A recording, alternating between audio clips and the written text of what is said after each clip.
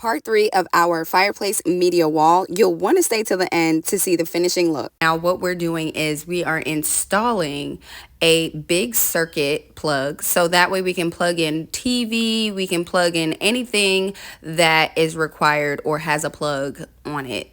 This was strategically thought out because this circuit plug also has a C port and USB plug. So it was a very, very necessary thing to do. I love the way it was mounted and put into place so that way we can easily access it. We're not going over or inside of the TV area to actually try to find the plug system. So now let's head over to the wall mount.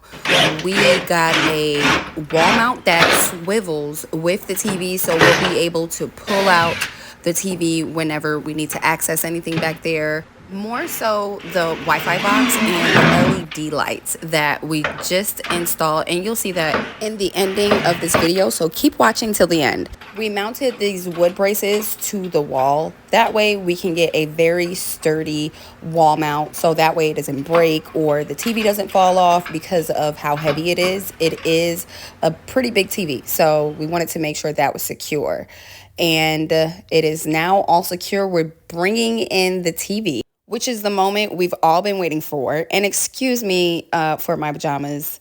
I did not feel like going to change. It was really late, so we wanted to get this TV up. We wanted to see the finishing look, and it looks beautiful. It took some time to get this TV exactly how we wanted it positioned, making sure the screws were tight in the back and all of that fun stuff. But along the way, we did have some fun. What's a project if you can't have fun doing it with your partner? So we always find ways to connect on any and everything that we do. So I've been holding on this TV for some time now, trying to make sure it doesn't fall. It's actually hooked up to the latches in the back, but we're afraid that it may fall. So we discovered that his hands were too big to screw on the bolt. So I came to take over and get it done.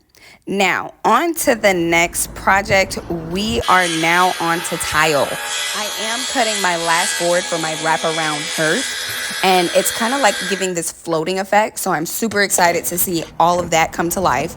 But this is my last cut, and then we are on to tile. So exciting. I've been waiting for this moment for a pretty long time. Okay, not long, but it always seems like a long time when you're trying to get a project done. Here I am attaching the tile. We chose to go ahead and substitute the mortar for the glue because the mortar, let's just say, makes a lot of mess and it takes a lot of time. You're mixing, it gets hard, you make too much, all of that. No, I just wanted it to be pretty simple.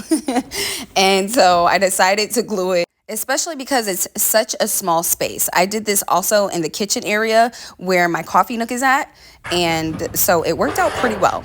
Now my husband is going to show us how it's done when we are cutting really large tile with a glossy finish. I mean, it's not easy to cut into these tiles because they're so big. They break easily and they also chip easily.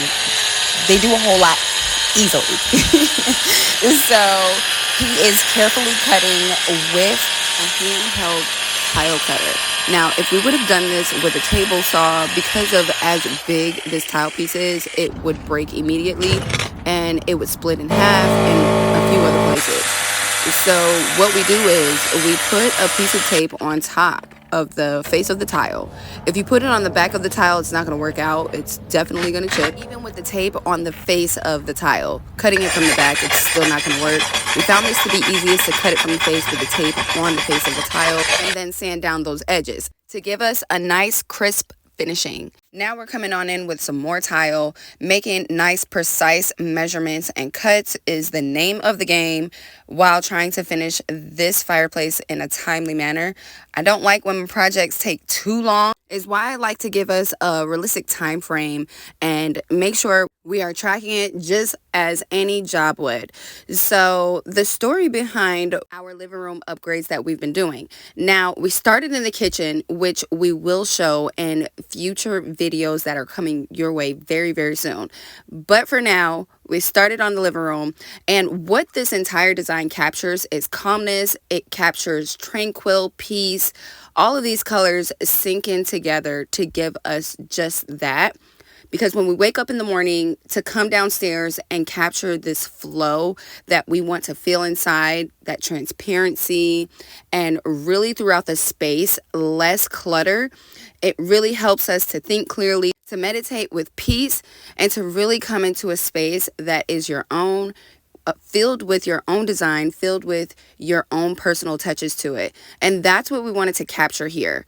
We have this same exact flow going throughout the space because we do have an open concept in this area. So it was really easy to start with the one idea and then move forward with all of the others as we went and as we go. So as we went on with the next project, from the living room or from the kitchen to the living room, it was really easy to capture that. Now, it's been years contemplating the thought on what we should do with our space, what design layout we wanted to go with, because we do enough of these projects to actually be able to get a little confused on what we wanted the next scope of things to look like in our house, what colors, what hues we wanted to choose in our space. And it was getting really, well, not really, but a little confusing to what we wanted to choose.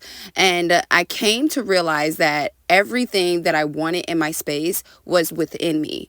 And so I chose to capture that and use this template as my design structure and layout. And it really started to flow very easily throughout this space. So when we went to the store and started looking for the decor and the tile and the design layout that we wanted, it was extremely easy. It got easier and easier because I knew exactly what I wanted, and I knew exactly what I wanted to feel, what I wanted to capture in my space. So from the ground on up, we have a nice subtle transition and easy to the eyes. When you walk into the room, you see from the bottom up, you see peace, you see tranquil, you see calmness, and you're able to become invited in this space. So that's the story behind how we got all of this design layout together.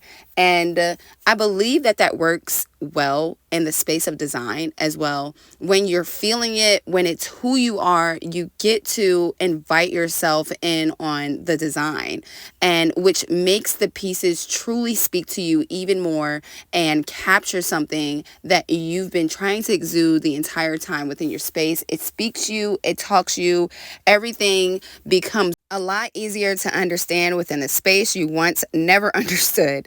So now we have captured this nice beauty of a fireplace, and it speaks to me so boldly. There are some bold, subtle pieces in here because we are bold people as well, and I wanted to capture that in this space just a little bit, not too much, and I didn't want to overdo it.